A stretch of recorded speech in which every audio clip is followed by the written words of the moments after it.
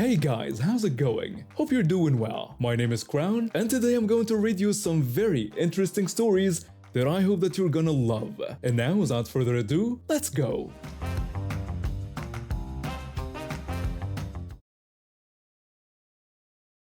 I'd been crouched down in the hardware aisle at Home Depot for a solid 10 minutes, pulling various bolts and brackets off the shelf, examining them, then putting them back. The job I had lined up that afternoon was one of those oddball tasks where there wasn't really a standard procedure. I worked IT for the school district, which sounds straightforward until you realize it meant doing everything from running network cables through ceiling crawl spaces to cutting metal brackets for mounting equipment. Today's project involved rigging up some heavy monitors in a way that wouldn't be obvious or intrusive, so I was trying to puzzle out the best hardware combination. I was wearing my usual work clothes for the dirty jobs: tan cargo pants, hiking shoes, a red t-shirt with some old Coca-Cola logo on it, and my beat-up hat with sunglasses perched on top since I'd come inside. Nothing about my outfit screamed Home Depot employee, but I guess the fact that I looked somewhat competent was enough. A few minutes earlier, an elderly woman had flagged me down near the picture hanging section. She'd been sweet about it, apologizing for bothering me, but explaining she needed to hang some heavy frames and wasn't sure how to do it safely. I'd helped her reach something on a higher shelf and walked her through the best mounting options. Nothing complicated, just explaining that drywall anchors wouldn't cut it for anything substantial and showing her the proper toggle bolts and where to find studs. She'd thanked me profusely and went on her way. So there I was, still crouched down, hands full of different sized bolts, when I heard footsteps stop right behind me. Someone behind me announced in a sharp and demanding tone that it was about time they found someone and that they needed help. The tone was aggressive enough that I didn't even turn around because clearly they weren't talking to me. I kept sorting through the hardware in my hands. Then I felt a hand grab my shoulder and yank backward. Since I was already off balance in a crouch, I toppled right onto my backside, scattering bolts across the floor. I asked what that was about. The woman told me that was no way to talk to a customer. She said she should report me to my manager for ignoring her and swearing at her. I hadn't sworn. I was more confused than anything at this point. I told her that would be great if I worked there. Then I told her to go away. I started gathering up the scattered hardware, hoping she'd realize her mistake and move along. She insisted I obviously worked there and demanded I go get a ladder and help her reach something. I declined and said I was good. She threatened to go get my manager right then and there. She started to storm off, and honestly, I probably should have just let her go. But something in me decided this was too good an opportunity to pass up. I raised my voice loud enough for the other customers in the aisle to hear. I loudly announced that no, I would not go to her car to make out with her. She froze mid-step, then spun around with her mouth hanging open. She stammered incoherently, trying to deny it and asking how I dared say such a thing. She was having such a hard time getting words out that nothing coherent came through. A few other shoppers had stopped to stare. I wasn't even angry really, maybe annoyed, but mostly I was enjoying watching her squirm. That's when the manager approached. I recognized him immediately. We'd bought each other drinks at the local VFW a handful of times. Nice guy. He clearly saw me sitting on the floor surrounded by scattered hardware and this red-faced woman gesturing wildly. She started screaming before he could even ask what was happening, going on about how unprofessional I was, how I'd helped some old witch but refused to help her, how I'd used inappropriate language. The manager looked at me and I could see him fighting back a smile. The manager told her she was hereby banned from the store. He said she needed to leave immediately or she would be escorted by force by an officer. She protested that he couldn't ban her. She insisted she was a paying customer and complained about the employee. The manager clarified that I didn't work there and that she had just assaulted me. He repeated that she needed to leave immediately. She refused, kept insisting she had rights, that she was going to sue, that we'd all regret this. The manager pulled out his phone and made a call. Within 5 minutes, 2 police officers showed up and escorted her out while she screamed about discrimination and harassment the entire way. I thanked the manager, bought my hardware, and figured that would be it. Just another weird encounter to laugh about later. Yesterday, everything came full circle in the most unexpected way. Part of my job at the school district involves managing building access. All substitute teachers have to come to my office to get temporary key fobs so they can enter and exit the building during their assignment. It's a simple process. They show up, I verify their placement with the main office, I hand over the fob and give them a quick rundown of where they need to go. My office door opened around 7:30 in the morning and she walked in. At first, I didn't recognize her. Then she opened her mouth. She immediately identified me as the one who got her banned from Home Depot and got her arrested.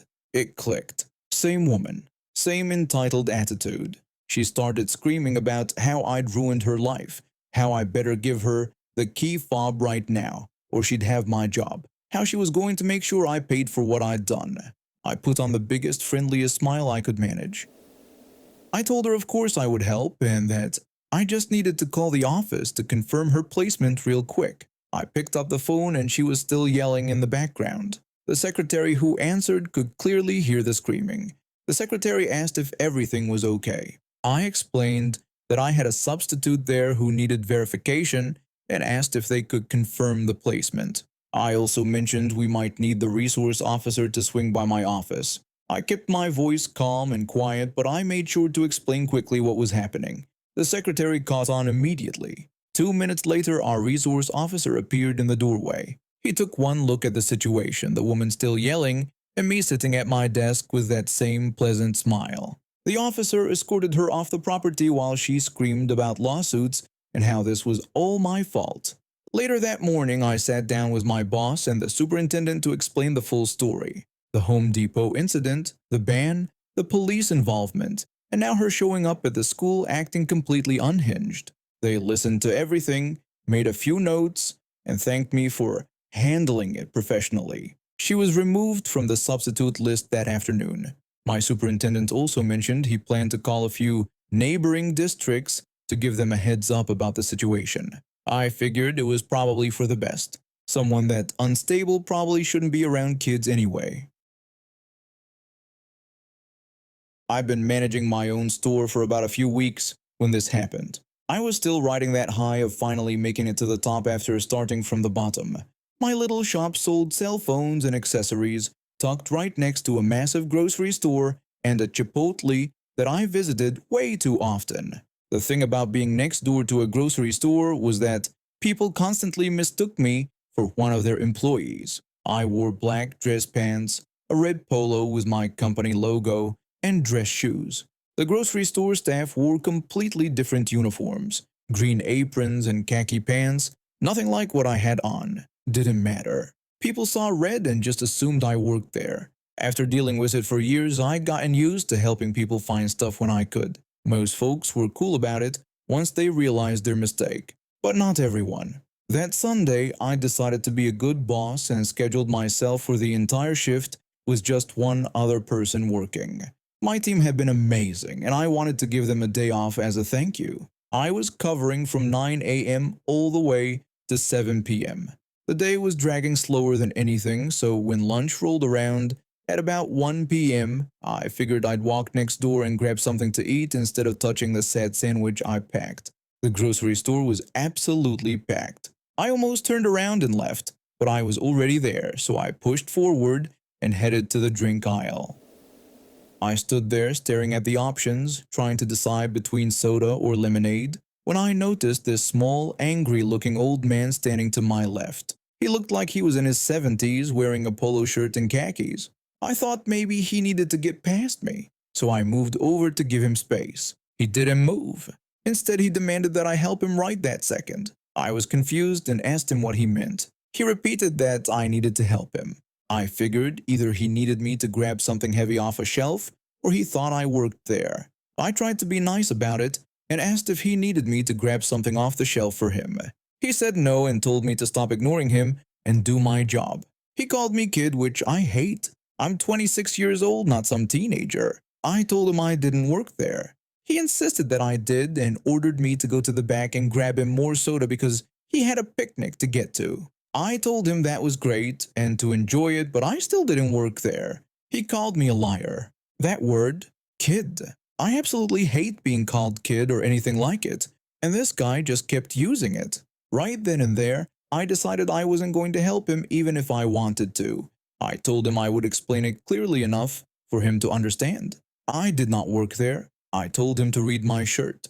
It had my company logo on it, clear as day. He said he didn't care where I worked anymore and that I was helping him regardless. He needed to get going, so I needed to deal with it and grab his stuff. I told him he needed to stop and wished him good luck with his stuff. He asked me what I just said to him and called me boy. That's when things got physical. He actually grabbed my arm and tried to spin me around as I walked away. I smacked his hand off my arm and kept walking. I told him to go away. That set him off completely. He went from grumpy to absolutely furious. He asked if I worked at that shop and said he would go straight to my manager. I told him that sounded great. He left his cart right there in the middle of the aisle and followed me through the self-checkout while I paid for my food. I bought a sandwich for $7.50 and a drink for $2. He kept going on and on about how I was going to get fired and how he couldn't wait to watch it happen. He said he was going to make sure I never worked in retail again. I stayed calm because I knew exactly what was waiting for him at my store. We walked down the plaza and into my shop. He wouldn't stop talking about my impending termination. He said young people like me needed to learn respect and how to treat their elders. When we got inside, the place was empty except for my one employee hanging out near the TV display. The kid was only 19 and looked nervous when he saw us come in. He told me to go get the manager because he was already late. I said I'd be happy to and that I should clock in first since I might as well get paid to get fired. He screamed at me to do it now. My employee looked absolutely baffled. He'd never seen me deal with someone this angry before and had no idea what was happening. I walked over and clocked in while the old man fumed. I asked him what he needed again. He yelled that he needed the manager. I smiled. He asked if I thought this was a joke and said I was going to learn some respect today. He said he'd been shopping at that grocery store for 20 years and knew the owners personally. He claimed he could get me banned from the entire plaza. I told him I was the manager. He stood there for a second processing what I just said, then completely lost it. He started yelling louder than before, demanding the district manager's number. I told him I could give him that number if he really wanted it. He said yes, so I wrote it down on a piece of paper for him. He wanted another store manager's number too. I gave him the number for our other location about 10 miles away. He even asked my employee to fire me, which my employee politely declined to do. My employee just shook his head and said he couldn't do that. The old man demanded to know why not. My employee told him because I was his boss. The screaming continued for a few minutes until he knocked over an entire display of phone cases near the register. About 30 cases went flying across the floor. He threatened to destroy more stuff in the store if I didn't do something about his complaint. He said he'd break every phone on the shelf if I didn't apologize right now. That's when I got to kick him out. I told him he needed to leave immediately or I'd call the police for damaging store property and threatening to cause more damage. He said I wouldn't dare. I pulled out my phone and started dialing. He called me every name in the book on his way out, still screaming about respect and how young people don't understand hard work. He slammed the door so hard the bell above it fell off and hit the ground. My employee and I spent the next 10 minutes picking up all the phone cases. I called my district manager right after and explained what happened. He told me to file an incident report and said I did the right thing. He also said if the old man called him, he'd back me up completely. The rest of the day was actually pretty smooth after that. A couple of regular customers came in around 3 p.m. and asked what happened to the bell. I told them the short version and they laughed. One of them said she'd seen that same old man yelling at grocery store employees before. I have no idea how his picnic went, but I'm guessing they didn't have much to drink.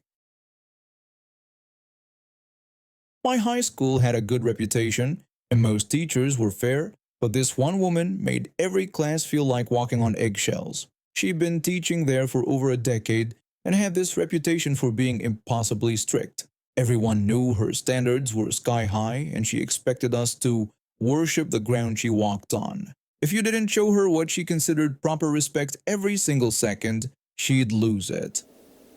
I always thought her expectations were completely unrealistic. She'd hold grudges against students for the smallest things and single people out for criticism that seemed way over the top.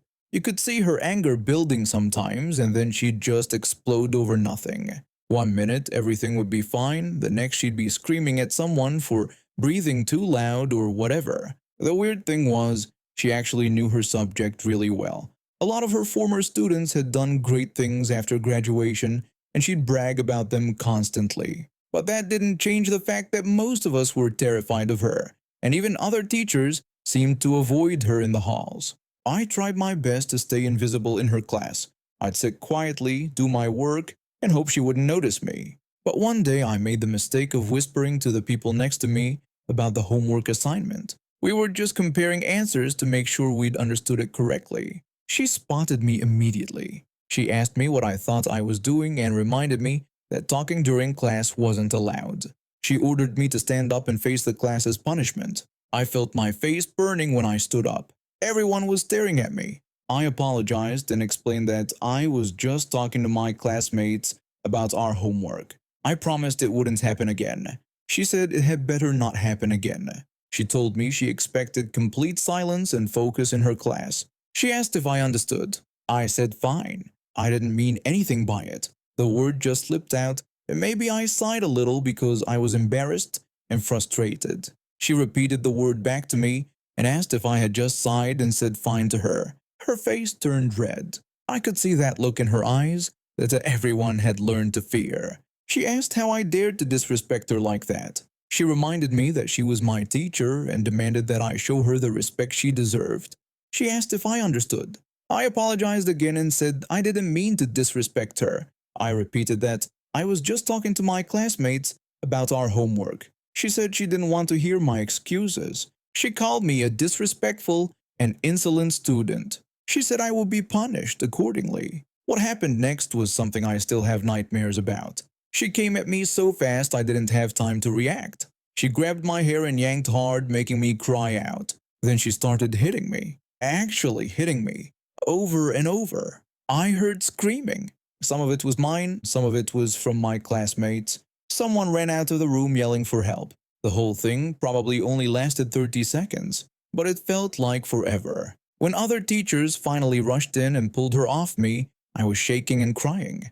My scalp burned where she'd pulled my hair. I had bruises forming on my arms where she'd struck me. The principal called my parents immediately. When they arrived at the school and saw what had happened to me, my mom went completely silent. That was somehow scarier than if she'd been yelling. My mom had always been the kind of person who commanded respect in our community. She was involved in everything, knew everyone, and people listened when she spoke. She was fiercely protective of us kids, and she didn't take kindly to anyone who tried to hurt us. But she also had a temper that could flare up fast when someone crossed the line. The principal called my teacher into his office. My parents came with me. I was still shaking and my mom kept her arm around me the whole time. My teacher walked in like nothing had happened. She actually seemed annoyed that she'd been called in.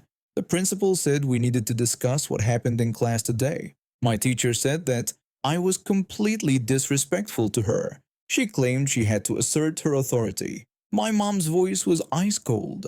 She told my teacher that she had attacked me in front of my classmates and asked how she could expect us to just brush it off. She asked how my teacher could do something so reprehensible. My teacher said she was sorry, but that I deserved it. That was the wrong thing to say. My mom stood up so fast her chair almost fell over. Her eyes were blazing. She walked right up to my teacher and slapped her across the face. Hard. She told my teacher that she had caused me a great deal of pain and trauma. She said she would not rest until my teacher was held accountable for her actions. My teacher just stood there with her mouth open, touching her cheek in shock. The principal jumped up. He asked my mom to please calm down. He said they understood she was upset, but violence wasn't the answer. My mom asked how the principal expected her to stay calm when this woman had attacked me. She said she would not stand for this kind of behavior in our school. She demanded that my teacher be arrested and charged with assault. And that's exactly what happened. The school launched an immediate investigation. Students who'd witnessed everything gave statements. Some of them had even recorded parts of it on their phones. My teacher was suspended that same day. The police were called. She was arrested for assault. The local news picked up the story and suddenly everyone in town knew what had happened. She was fired within a week. The criminal case moved forward and she was convicted. She got probation and had to do community service. She also lost her teaching license permanently. But my parents weren't done. They filed a civil lawsuit against her for the emotional trauma, the medical bills from my doctor visits, and the cost of the therapy I needed afterward. The nightmares and anxiety didn't just go away because she'd been punished. We won that case too. She had to pay a significant amount in damages. I eventually finished high school and moved on with my life. And now we have reached the end of today's stories. Thank you for watching, and see you next time.